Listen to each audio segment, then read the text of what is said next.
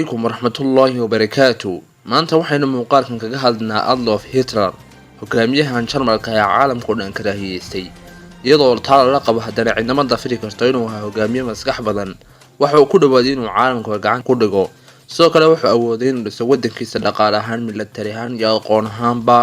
qodobadaas oo sababay in laga waabto ciidana ku soo dhici weydo muddo xilliyeed kooban oo aan ka badnayn 6 sano ayuu ku bedelay khariidada Yurub gabi ahaanteedba lagana yaabaa inuu khariidada caalamka bedeli lahaa hadii aanu ku dhici lahayn khaladaadkaas oo waliba laga beeri lahaa hadii uu meesha ka saari lahaa iskabrinta iyo inuu iska weynaysiiyo dhageysashada talada janaaladiisa Adolf Hitler wuxuu ahaa qof iska weynaysiiyay dhageysashada talooyinka janaaladiisa iyo cid kasta oo kaaga dhaweyd iyadoo la qabo in jannadii kaaga dhaway ahaayeen janno maskax badan oo khadayda jin ilaa maanta laga sheekeeyo laakiin waxa dagay guulihii bilowga ah ee xaqiijin horaantii dagaalkaba faras kasta wuu turunturoodaa inuu bid'aanku khaldabaan oo mid loo joogo haddaba qardadkaasi waxay sabab u noqdeen Jarmalka ku jaba dagaalka labaad ee dunida Adolf Hitler Jarmalka uu gaarsiiyay guulo fara badan dhinaca kalena wuu burburiyay sidoo kale wuxuu iska dhintay waaqicii markaa jiray maanu qaadan taladii jannadiisa oo wuxuu ka tagay arrinka islaamka u yaqaan shuurada talawadaag iyo shuuraysiga oo meesha ka baxayna waxay sababeen in ku jaba dagaalka haddaba waxaynu u gudagaleynaa qardadka shan kamid ah oo galay Adolf Hitler kuwaas oo sababay inuu ku jabo dagaalka labaad ee dunida fadlan haddaan nagu cusub tahay nagu soo biir adoo taabanaya buttonka subscribe ee wadaaga asxaabtaada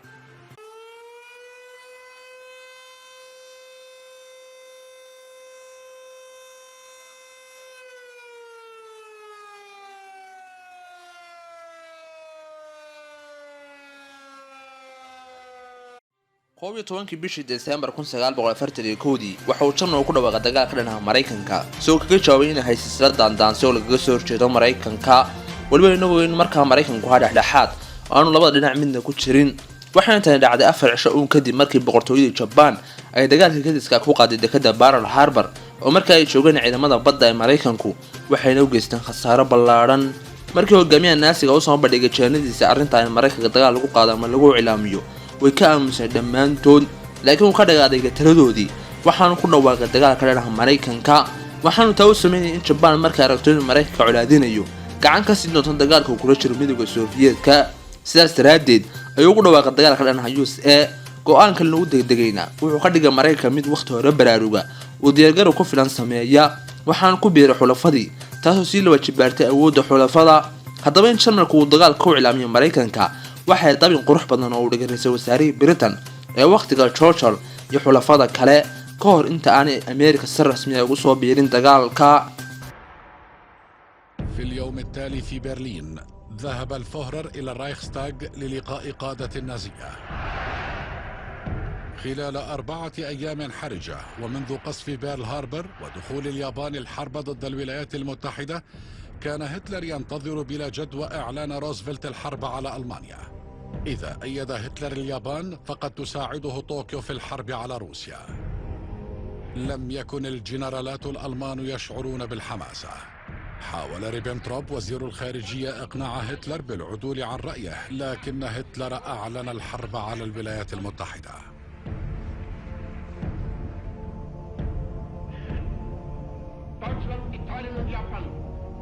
werden den ihnen von den Vereinigten Staaten von Amerika und England aufgezwungenen Krieg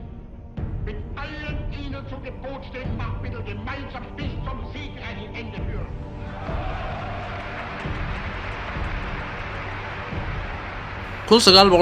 markii uu Jarmalku galay gudaha Faransiiska ee uu gacanta ku dhigay waxa uu ka gaabay inuu soo gabagabeeyay ciidankii dib u gurashada sameeyay ama hadhaaga uu ku dhawaa 400 oo kun kuwaas oo isugu jiray Faransiis iyo Britain kuwaas oo isugu ururay magaalada Dunkirk waxaanu Jarmalku aaminsan in ciidankiisu u baahan yahay nasiino maadaama uu dalkii gacanta ku dhigay laakiin waxay tallaabo khaldan waxaana Britain ka faa'iideystay Janiska iyadoo daabushay ciidankii geesanay wadankeeda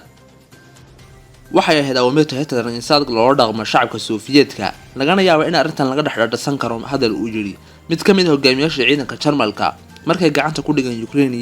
waxaanu hogaamiyahaasi yiri Jarmalku ma siin doono cunto shacabka Soviyetka way agteeda waxa qiimaha kama laha qofkii rabay noolaadana waa inuu xataa neeftiisa ugu dambeeya u huraa ahdaafta Jarmalka haddaba qaraarkan uu dabaqay Hitler waxay geysay inuu khasaaro shacabka Soviyetka halka ay ka hayeen inuu caawiyo oo xulafo ka dhigto shacabkaasoo markii hore ka gadooday cadaalad darrada Joseph Stalin, laakiin haddana waxaa qasab ku noqotay inay kasoo jeestaan sufuufta ciidamada cas ee Sofiyeetka.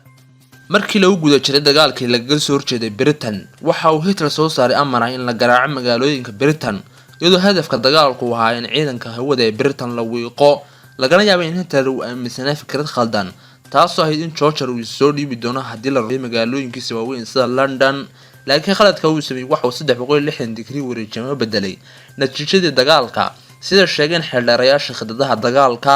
halkaas ay awoodeen ciidanka cirka ee Britain inay soo kaabaan intii Jarmalku ku mashquulsanaa rushaynta magaalooyinka, waxaana uu ahaa hadafka Jarmalku ka lahaa dagaalkan in gacanta lagu dhigo hawada Britain si ciidanka lugta ku soo gali doona ay uga ammaan helaan duqeyn xagga cirka, sidaasna Britain ku qabsan lahaayeen, laakiin khaladka uu ku dhacay ayaa isdhaafshay islaagtii qumanayd.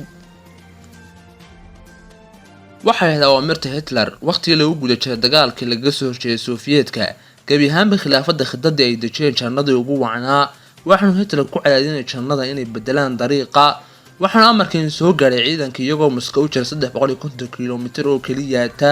waxaana amarkaasi farayay ciidanka inay ka joogaan gelida Sofiyeetka oo ay u jihaystaan dhanka iyo Kiev, waxaana sabab uga dhigay bedelida khidadaas in ciidanku u baahan yahay cunto ay cunaan, waxaanu Hitler mabsuud ku ahaa in ciidanku Kiev loo jeeyo isagoo diidan ciidanka cunto laan ku dhacdo sidii dagaalkii koowaad oo kala dhacday, waxaana ahayd natiijadii ka dhalatay go'aanka lagu degdegay in ciidanku lumiyo maalmo iyo weey ka mid ah xagaaga, waxaana waqtigiisu lumay markii uu galay Greega ee uu caawinayay Mussolini, halkaana waxa ku lumay waqti badan, laakiin dhan kale waxay fursad u noqotay in ciidanka Sofiyeetku si dhameystiran ugu diyaar garoobo dagaalka Jarmalka, waxaana dib loo soo daadguray ciidamadii joogay Siberia kadib markii jaajuuskii caanka ah Riga Sorge uu xaqiijiyay inaanay Japan wax dagaal ka soo qaadi doonin dhanka bariga. dib u dhacaasina waxa uu keenay in jiilaalkii soo galay isagoon dagaalka ma bilaaminba, waxaana taasi geysay ciidankii inay qabow badan la kulmaan, inagoo in ciidanka Jarmalka uu ka helo dagaalka waqti hore soo dhamaada, balse kani gabi ahaanba uu ka duwanaa,